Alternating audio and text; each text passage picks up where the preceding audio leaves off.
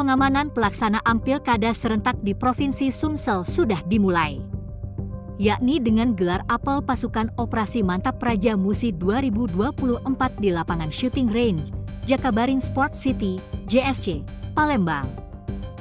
Operasi pengamanan Pilkada Serentak 2024 ini dimulai pada Rabu 22 Agustus 2024.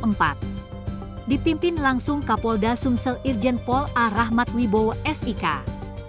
Turut pula mendampingi Kapolda, Pangdam II Sriwijaya diwakili Kapoksahli Pangdam II Sriwijaya Brigjen TNI Norman Saito. Sebanyak 10.000 personil disiagakan. Terdiri dari 1.500 personel Polda Sumsel dan 8.500 personel dari jajaran Polrestabes. Mereka disiapkan untuk mengawal jalannya pilkada hingga 31 Desember 2024 mendatang. Jika situasi keamanan membutuhkan, maka operasi ini akan diperpanjang.